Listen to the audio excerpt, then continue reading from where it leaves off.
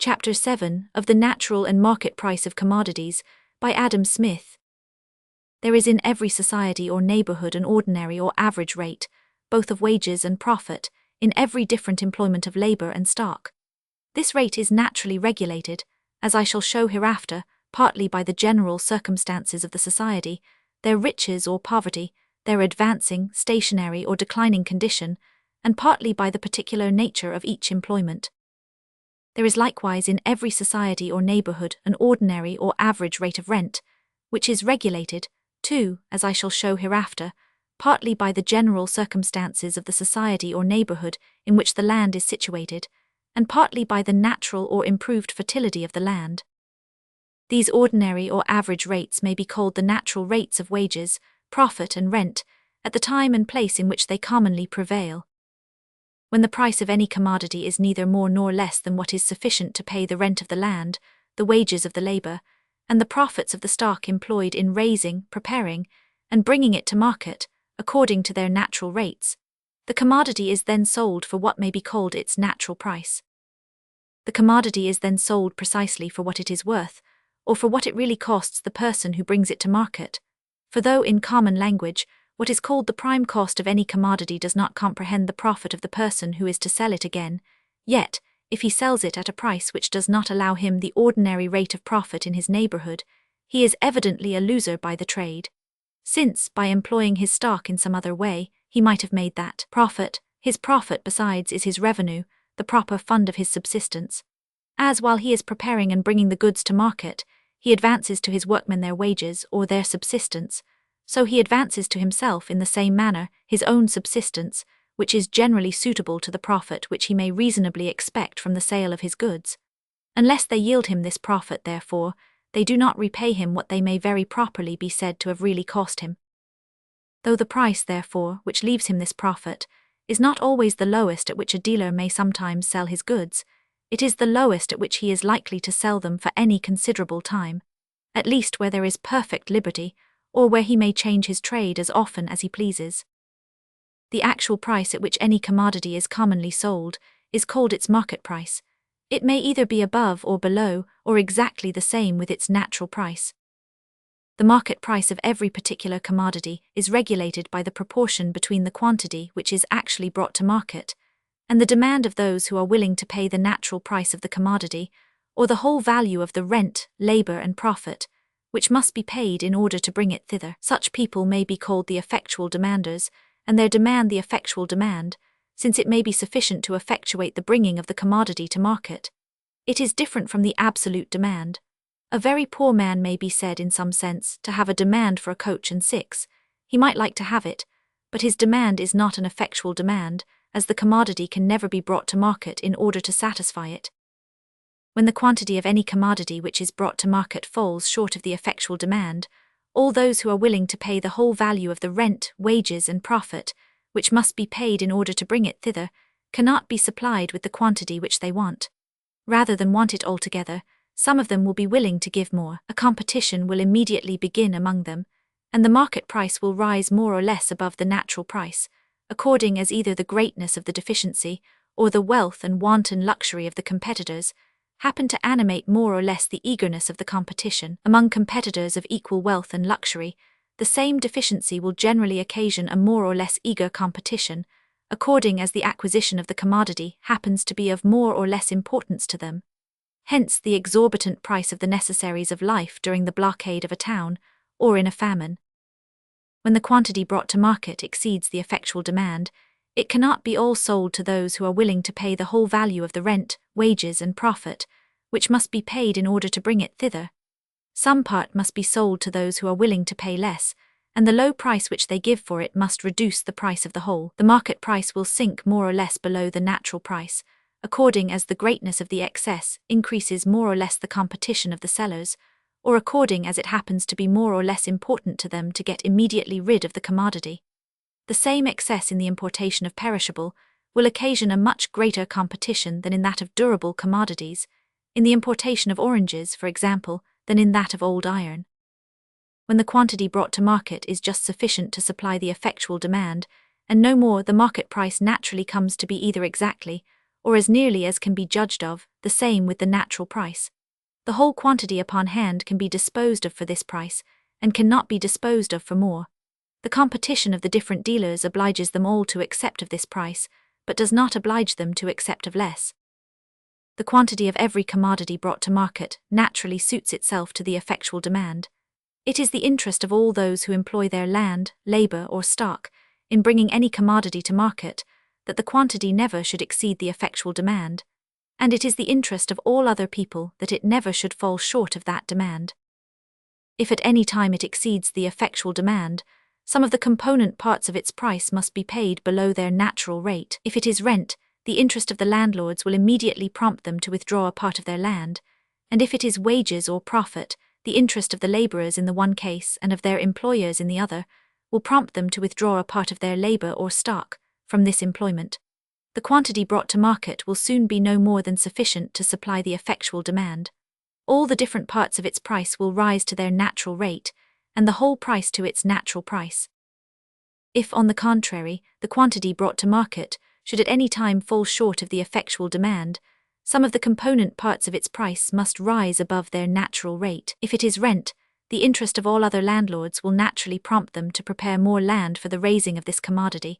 If it is wages or profit, the interest of all other laborers and dealers will soon prompt them to employ more labor and stock in preparing and bringing it to market. The quantity brought thither will soon be sufficient to supply the effectual demand. All the different parts of its price will soon sink to their natural rate, and the whole price to its natural price. The natural price, therefore, is, as it were, the central price, to which the prices of all commodities are continually gravitating. Different accidents may sometimes keep them suspended a good deal above it, and sometimes force them down even somewhat below it. But whatever may be the obstacles which hinder them from settling in this center of repose and continuance, they are constantly tending towards it.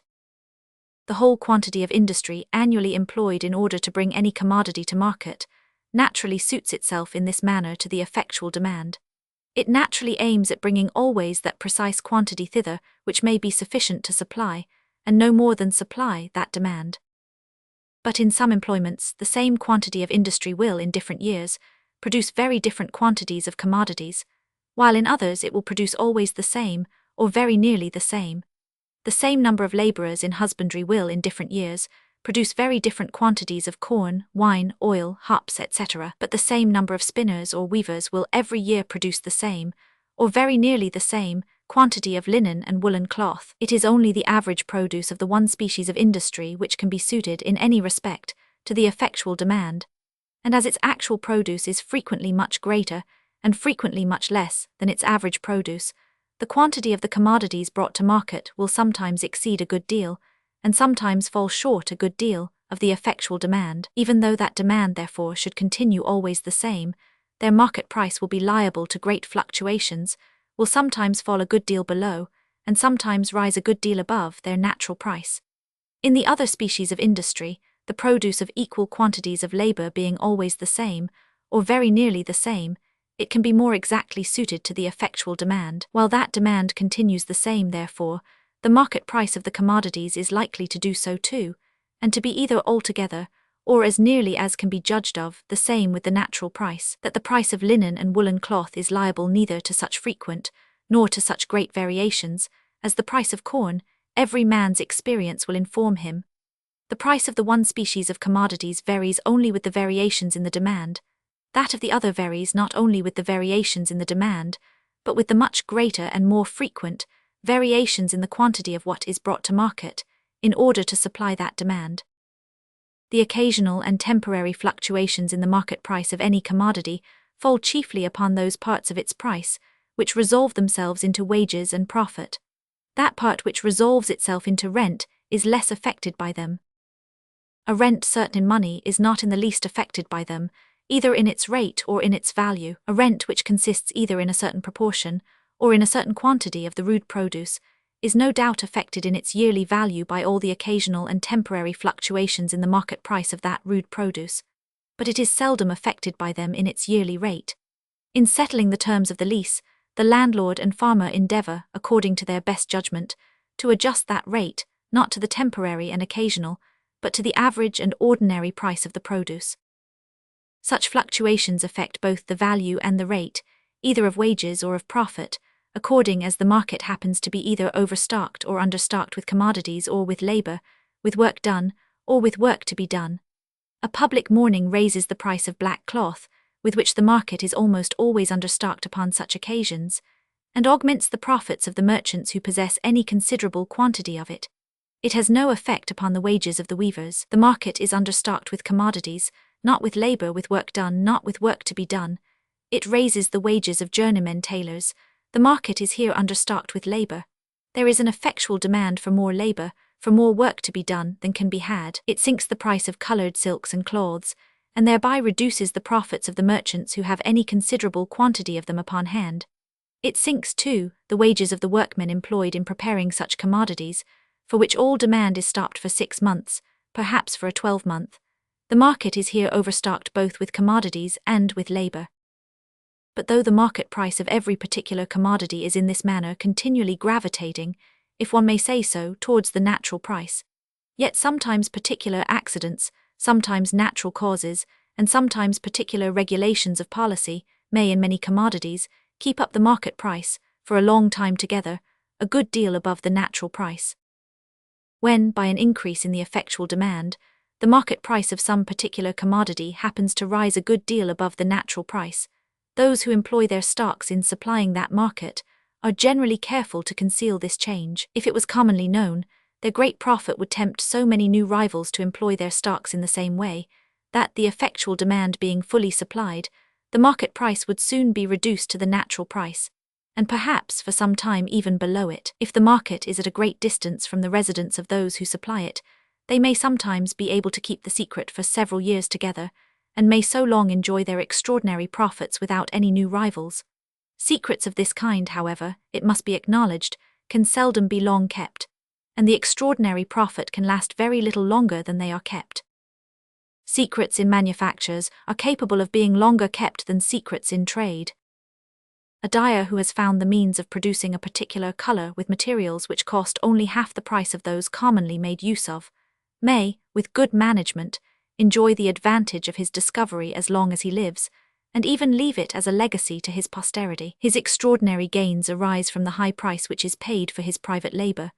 They properly consist in the high wages of that labor, but as they are repeated upon every part of his stock, and as their whole amount bears, upon that account, a regular proportion to it, they are commonly considered as extraordinary profits of stock. Such enhancements of the market price are evidently the effects of particular accidents, of which, however, the operation may sometimes last for many years together. Some natural productions require such a singularity of soil and situation, that all the land in a great country, which is fit for producing them, may not be sufficient to supply the effectual demand. The whole quantity brought to market, therefore, may be disposed of to those who are willing to give more than what is sufficient to pay the rent of the land which produced them, together with the wages of the labor and the profits of the stock which were employed in preparing and bringing them to market, according to their natural rates. Such commodities may continue for whole centuries together to be sold at this high price, and that part of it which resolves itself into the rent of land is in this case the part which is generally paid above its natural rate. The rent of the land which affords such singular and esteemed productions, like the rent of some vineyards in France of a peculiarly happy soil and situation, bears no regular proportion to the rent of other equally fertile and equally well cultivated land in its neighborhood. The wages of the labor and the profits of the stock employed in bringing such commodities to market, on the contrary, are seldom out of their natural proportion to those of the other employments of labor and stock in their neighborhood. Such enhancements of the market price are evidently the effect of natural causes, which may hinder the effectual demand from ever being fully supplied, and which may continue, therefore, to operate forever. A monopoly granted either to an individual or to a trading company has the same effect as a secret in trade or manufactures. The monopolists, by keeping the market constantly understocked by never fully supplying the effectual demand, sell their commodities much above the natural price, and raise their emoluments, whether they consist in wages or profit, greatly above their natural rate. The price of monopoly is upon every occasion the highest which can be got. The natural price or the price of free competition, on the contrary, is the lowest which can be taken, not upon every occasion indeed, but for any considerable time together. The one is upon every occasion the highest which can be squeezed out of the buyers, or which it is supposed they will consent to give. The other is the lowest which the sellers can commonly afford to take, and at the same time continue their business. The exclusive privileges of corporations, statutes of apprenticeship, and all those laws which restrain in particular employments, the competition to a smaller number than might otherwise go into them, have the same tendency, though in a less degree. They are a sort of enlarged monopolies, and may frequently, for ages together, and in whole classes of employments, keep up the market price of particular commodities above the natural price, and maintain both the wages of the labour and the profits of the stock employed about them somewhat above their natural rate. Such enhancements of the market price may last as long as the regulations of policy which give occasion to them. The market price of any particular commodity, though it may continue long above, can seldom continue long below its natural price. Whatever part of it was paid below the natural rate, the persons whose interest it affected would immediately feel the loss, and would immediately withdraw either so much land or so much labour, or so much stock from being employed about it, that the quantity brought to market would soon be no more than sufficient to supply the effectual demand. Its market price, therefore, would soon rise to the natural price. This at least would be the case where there was perfect liberty.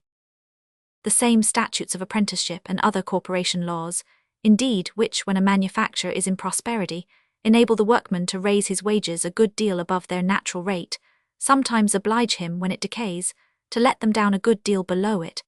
As in the one case they exclude many people from his employment, so in the other they exclude him from many employments. The effect of such regulations, however, is not near so durable in sinking the workman's wages below, as in raising them above their natural rate. Their operation in the one way may endure for many centuries, but in the other it can last no longer than the lives of some of the workmen who were bred to the business in the time of its prosperity. When they are gone, the number of those who are afterwards educated to the trade will naturally suit itself to the effectual demand. The policy must be as violent as that of Indostan or ancient Egypt, where every man was bound by a principle of religion to follow the occupation of his father, and was supposed to commit the most horrid sacrilege if he changed it for another, which can in any particular employment, and for several generations together, sink either the wages of labour or the profits of stock below their natural rate.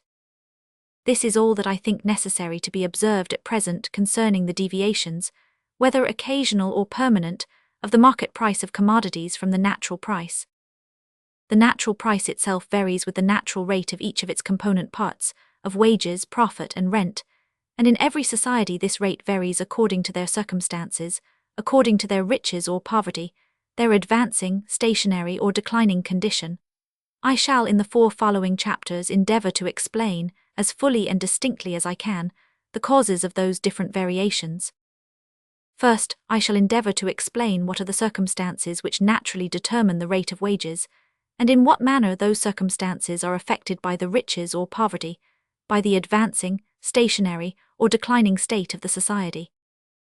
Secondly, I shall endeavour to show what are the circumstances which naturally determine the rate of profit, and in what manner, too, those circumstances are affected by the like variations in the state of the society. Though pecuniary wages and profit are very different in the different employments of labour and stock, yet a certain proportion seems commonly to take place between both the pecuniary wages in all the different employments of labour, and the pecuniary profits in all the different employments of stock. This proportion, it will appear hereafter, depends partly upon the nature of the different employments, and partly upon the different laws and policy of the society in which they are carried on. But though in many respects dependent upon the laws and policy, this proportion seems to be little affected by the riches or poverty of that society, by its advancing, stationary, or declining condition, but to remain the same, or very nearly the same, in all those different states. I shall in the third place endeavour to explain all the different circumstances which regulate this proportion. In the fourth and last place, I shall endeavour to show what are the circumstances which regulate the rent of land, and which either raise or lower the real price of all the different substances which it produces.